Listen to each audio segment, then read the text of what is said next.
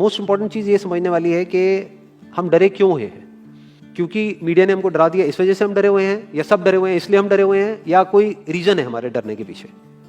Basically जो information है जिसके बेस पे हम सोच रहे हैं वो इंफॉर्मेशन सही इंफॉर्मेशन नहीं है, वो कंप्लीट इंफॉर्मेशन नहीं है, वो इनकम्प्लीट इंफॉर्मेशन है। इस वजह से हम डरे हुए हैं। अगर एक बार क्लियर हमारे पास में इंफॉर्मेशन आ जाए, हमको क्लियरली समझ आ जाए कि एग्जैक्टली हो क्या रहा है, तो हो सकता है हमारा जो डर है वो बहुत ही कम हो जाए या फिर बिल्कुल ही खत्म हो जाए। करंट सिचुएशन ये है कि नियर अबाउट 2 लाख केसेस हो चुके हैं इंडिया में, करीब करीब 5,800 डेथ्स हो चुकी हैं, 40 लाख टेस्ट हो गए हैं। और ये सबसे इंपॉर्टेंट है समझना हमको कि इस टेस्ट का क्या रोल है, जो भी हमारा डर है उससे उसका क्या कनेक्शन है। तो अगर मैं किसी से भी पूछूंगा कि भाई आप क्यों डरे हुए हैं, वो कहेंगे कि इसमें डेथ रेट बहुत ज्यादा है। मैं कहूंगा कितना ज्यादा है, तो वो कहेंगे 2 लाख में से 5800 की डेथ हो गई है। तो दैट मीन्स कितना हो गया डेथ रेट, नियर अबाउट 3% हो गया। 3% का मतलब कि 100 लोगों को होता है, उसमें से 3 की डेथ हो जाती है। क्या ये सच है? पहले इसको समझने की कोशिश करते हैं कि 3% ये कितना है। टेस्ट कितने हुए अभी तक? 40 लाख हुए हैं। और अगर किसी को देखना है कि कितने टेस्ट हुए हैं, कितने हो रहे हैं डेली बेसिस पे, तो एक वेबसाइट है worldometers.info, वहां पर जाकर के आप देख सकते हो कि डेली बेसिस पे कितने टेस्ट बढ़ रहे हैं, किस किस कंट्री में कितने कितने हैं, वो सब आ जाएगा उसके अंदर। तो अभी टेस्ट समझना जरूरी क्यों है? क्या इंडिया की पॉपुलेशन 40 लाख है? नहीं है। इंडिया की पॉपुलेशन क्या है? 130 करोड़। उसमें से टेस्ट कितने हुए हैं? 40 lakh, which is not even 1%। 1% भी देखे तो 1 करोड़ 30 लाख होता है। तो 40 लाख टेस्ट हुए, जिसमें से केसेस कितने डिटेक्ट हुए? Near about 2 lakh. ये बिल्कुल ऐसा है जैसे मान लो कि अगर मैं आपसे पूछता हूं कि दिल्ली में रोड्स के ऊपर कितने एक्सीडेंट होते हैं, तो आप क्या कहोगे? आप कहोगे भाई मुझे नहीं पता। तो मैं कहूंगा पता करो, लेट्स फाइंड इट आउट कि भाई कितने एक्सीडेंट होते हैं। तो हमने क्या किया, 10 अलग अलग पॉइंट पे 10 सीसीटीवी कैमरास लगा दिए और उन सीसीटीवी कैमरास में कैप्चर करना शुरू कर दिया कि कितने एक्सीडेंट्स हो रहे हैं इन 10 अलग अलग पॉइंट्स पे।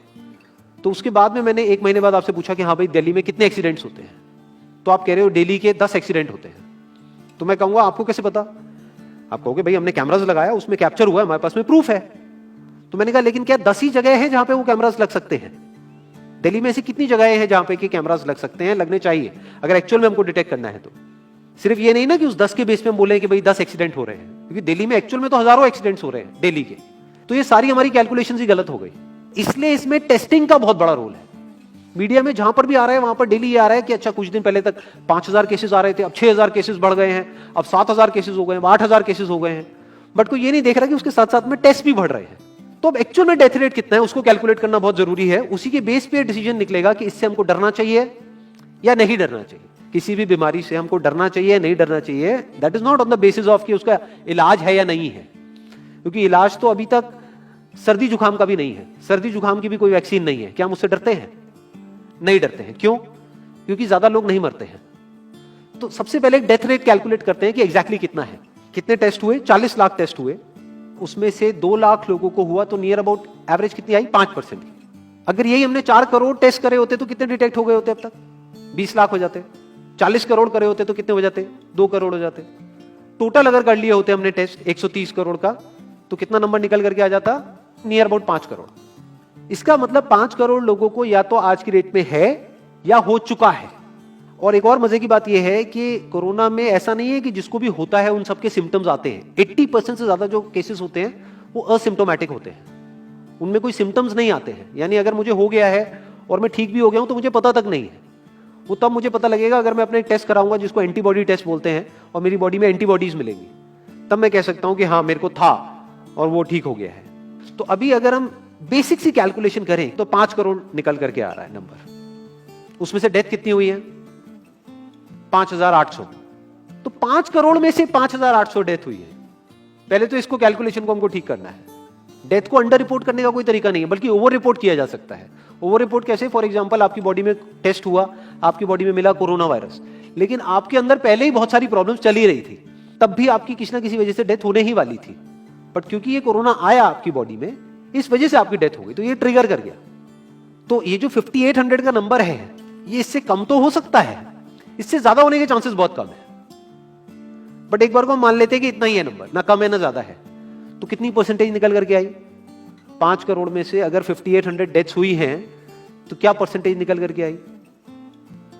Near about 0.01%। ये उससे बहुत कम है जितनी डेथ्स हमारे यहां पे होती हैं रोड एक्सीडेंट की वजह से। हर साल की अगर हम एक कैलकुलेशन देखें तो 1.5 लाख से ज्यादा डेथ हो जाती है इंडिया में रोड एक्सीडेंट्स की वजह से। हर 4 मिनट में एक डेथ होती है रोड एक्सीडेंट की वजह से। और अगर अभी आप देखोगे सड़कों पे एक बहुत ही फनी चीज नजर आ रही है, टू व्हीलर पे जा रहे हैं, मास्क सबने लगाए हुए हैं, कभी भी नोट करना इस चीज को, हेलमेट नहीं पहने हुए, हेलमेट बहुत कम लोगों ने पहने हुए हैं। इससे हमको क्या समझ आ रहा है, क्या ये समझदारी है, बेवकूफी है? क्योंकि हेलमेट ना लगाने की वजह से उनके मरने के चांसेस उससे बहुत ज्यादा है, कई गुना ज्यादा है जितना कि कोरोना से मरने के उनके चांसेस है। तो ये डर है जो चारों तरफ फैल रहा है और मीडिया डर को और बढ़ाता चला जा रहा है। और क्योंकि सही इंफॉर्मेशन किसी के भी पास में नहीं है या सही कैलकुलेशन किसी के पास में नहीं है, ये जो अभी हम कर रहे हैं इसको मैथमेटिकल मॉडलिंग बोलते हैं। यानी एक डेटा को देख करके एक मॉडलिंग करी जाए और फिर समझा जाए कि एक्चुअल में जो सही डेटा है वो क्या है। ये नहीं कि लिमिटेड डेटा के बेस पे हम कोई भी कंक्लूजन ड्रॉ कर लें और उसके बेस पे डरते रहें। तो अगर इसका डेथ रेट 0.01% है तो हम सब इतना डर क्यों रहे हैं? क्या कुछ और है जिससे हमको डरना चाहिए, जिससे हम नहीं डर रहे हैं, जिसके बारे में कोई बात नहीं कर रहा है, जो इससे लाख गुना ज्यादा भयानक है? मतलब कोरोना से लाख गुना ज्यादा खतरनाक कुछ है जिससे हम नहीं डर रहे हैं और इससे हम डर रहे हैं। वो क्या है जिससे हमको डरना चाहिए? अनएम्प्लॉयमेंट। अभी पीछे कुछ आर्टिकल्स आए थे न्यूज़पेपर में जहां पे एक फिगर आई थी निकल करके, I am not too sure ये फिगर कितनी सही है कितनी नहीं है, जहां पे आया था कि 13 करोड़ लोग अनएम्प्लॉयड हो गए। इस फिगर से हमको डरना चाहिए।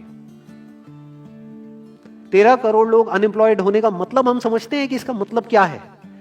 इसका मतलब ये, अगर इकोनॉमी पॉइंट ऑफ व्यू से देखोगे, कि ये जो 13 करोड़ लोग हैं ये अपने जो खर्चे हैं वो अब बहुत ही लिमिट में कर देंगे। जिस बंदे की नौकरी चली गई है, क्या वो जाकर के मार्केट में नए कपड़े खरीदेगा? क्या अपने बच्चों के लिए खिलौने खरीदेगा? ट्रैवल एंड टूरिज्म तो भूल ही जाओ। ऐसी और हजारों इंडस्ट्रीज हैं जिनकी धज्जियां उड़ जाएंगी क्योंकि डिमांड कम हो जाएगी ओवरऑल इकोनॉमी के लेवल पे। जब डिमांड कम होगी तो क्या करना पड़ेगा इन ब्रांड्स को, इन कंपनीज को क्या करना पड़ेगा, इन मैन्युफैक्चरर्स को क्या करना पड़ेगा? अपनी सप्लाई को कम करना पड़ेगा। जितनी उन्होंने सप्लाई कम करी, अनएम्प्लॉयमेंट और बढ़ गया कि आज जो नंबर 13 करोड़ है वो बढ़ करके कितना हो गया, 20 करोड़। यानी पूरा का पूरा लूप बन जाएगा। इस लूप को बोलते हैं रिसेशन, जो ग्लोबली ऑलरेडी रिसेशन आ चुका है। और अगर यही रिसेशन और डीप होता चला जाए तो उसको बोलते हैं डिप्रेशन, जहां से एक इकोनॉमी को बाहर आने में 5 से 10 साल लगते हैं। तो इकोनॉमी का पहले ही बुरा हाल था, प्लस इस कोरोना की वजह से और बुरा हाल हो गया है, प्लस जो रहा सहा हमारा जो अपना डर है वो सिचुएशन को और खराब करता चला जा रहा है। और इस डर को हर कोई बढ़ा रहा है, कोई भी कम करने का काम नहीं कर रहा है। एक्चुअल में अगर आप मेरे स्टैंड पॉइंट से देखोगे तो डरने की कोई जरूरत ही नहीं है, क्योंकि जो डेथ रेट है वो बहुत ही कम है। तो हम डर क्यों रहे हैं? सोचो। बस इसलिए कि डेथ नहीं होनी चाहिए। अगर यही हमारा ऑब्जेक्टिव है कि डेथ नहीं होनी चाहिए, मतलब हम कहते हैं कि किसी की डेथ नहीं होनी चाहिए, तो फिर तो लॉकडाउन परमानेंट हो जाना चाहिए, सड़कों पे निकलना ही नहीं चाहिए, क्योंकि सीधा सीधा 1.5 लाख डेथ बचेंगी। 1.5 लाख लोग जो हर साल एक्सीडेंट में मरते हैं उनको हम बचा सकते हैं ना, उनकी लाइफ बच जाएगी। परमानेंट कर दो लॉकडाउन को। कैसा है आइडिया? ये बिल्कुल ऐसा है जैसे मैंने एक आदमी की एक कहानी सुनी थी, उसके घर में एक चूहा घुस गया, तो उस चूहे को उसने पकड़ने की बड़ी कोशिश करी, लेकिन वो चूहे को नहीं पकड़ पाया। तो एंड में उसने क्या किया, घर पे आग लगा दी, अपने घर में आग लगा दी। उसके बाद भी चूहा तो बच करके निकल गया, घर चला गया, घर जल गया। यही हालत है इसकी, कोरोना की। इस डर को हमको खत्म करना पड़ेगा, तब जाकर के इस प्रॉब्लम का एक्चुअल में सॉल्यूशन निकलेगा, जो रियल प्रॉब्लम है। और रियल प्रॉब्लम कोरोना नहीं है। रियल प्रॉब्लम क्या है? हमारी जो इकोनॉमी है। रियल प्रॉब्लम क्या है? अनएम्प्लॉयमेंट। तो इस वीडियो के थ्रू मैं अपनी एक हम्बल रिकमेंडेशन देना चाहूंगा गवर्नमेंट ऑफ इंडिया को, या जो भी लोग एक पर्टिकुलर पोजीशन पे हैं उन लोगों को, कि हमको टेस्ट करने कम करने हैं, टेस्ट बढ़ाने नहीं है। अभी हम गलती क्या कर रहे हैं?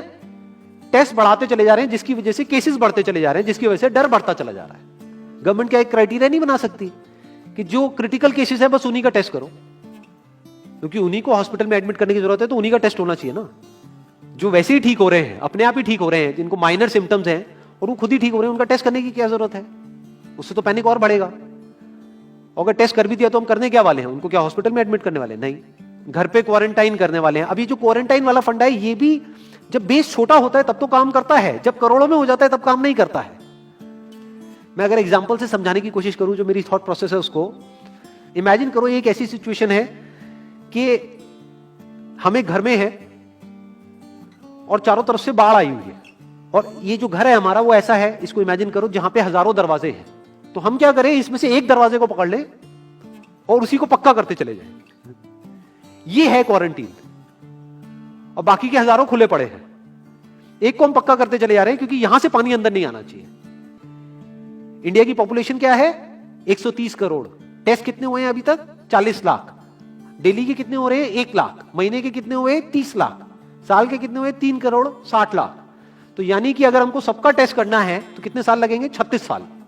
तो जब हमको दिख रहा है साफ साफ कि हम सबका टेस्ट कर ही नहीं सकते, तो हम टेस्ट क्यों बढ़ाते चले जा रहे हैं? या तो सबका टेस्ट करो और सब में से सबको देख करके सबको क्वारंटाइन कर दो। ये बिल्कुल ऐसा हुआ कि वो जो घर है जिसकी मैंने अभी बात करी, या तो उसको हर तरफ से सिक्योर करो कि अगर उसके 1000 दरवाजे हैं तो एक को बंद मत करो, सारे बंद कर दो। तब आप कह सकते हो कि यहां पानी अंदर नहीं आएगा। कि हमने 130 करोड़ लोगों का टेस्ट कर लिया है, उसमें से केसेस निकल गए हैं 6 करोड़, और 6 करोड़ को हमने क्वारंटीन कर दिया है। अब ये आगे नहीं फैलेगा, अब 6 करोड़ से 10 करोड़ पे नहीं जाएगा।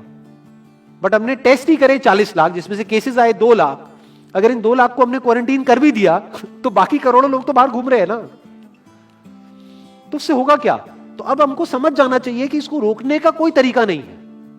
तो अब इसका प्रैक्टिकल सॉल्यूशन क्या है? गवर्नमेंट की तरफ से हमको सिर्फ ये इंफॉर्मेशन चाहिए कि भैया अभी कितने बेड्स ऑक्यूपाइड हैं आपके स्टेट में, और अभी कितने और आपने अरेंजमेंट कर रखा है, और कितने और कर सकते हो।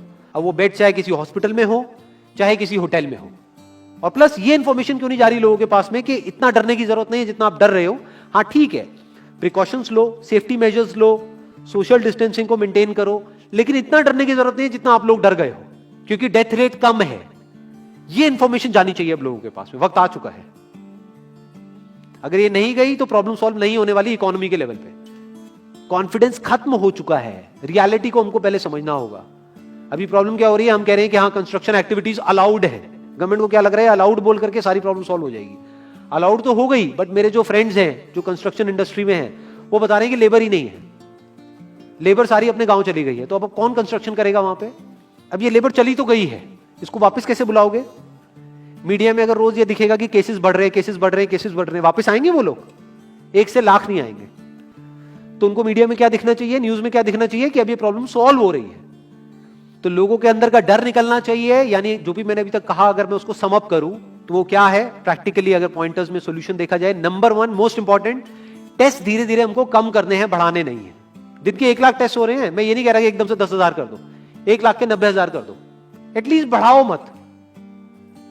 समझ गए? 1 लाख के 1.5 लाख टेस्ट मत करो दिन के, 2 लाख मत करो, क्योंकि तब भी 36 साल लगेंगे पूरा करने में। अगर आपने स्पीड डबल भी कर दी तब भी 18 साल लगेंगे। 18 साल तक तो पता नहीं ये बीमारी कहां होगी, किसी को याद तक नहीं होगा।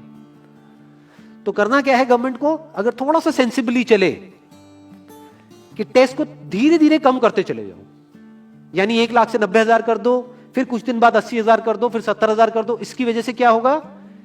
मीडिया में केसेस कम होते हुए दिखेंगे, अखबारों में केसेस कम होते हुए दिखेंगे, हर जगह पे जहां पे अभी आ रहा है कि अभी तक की सबसे बड़ी फिगर, आज तक के सबसे ज्यादा केसेस, वो सब धीरे धीरे कम हो जाएंगे।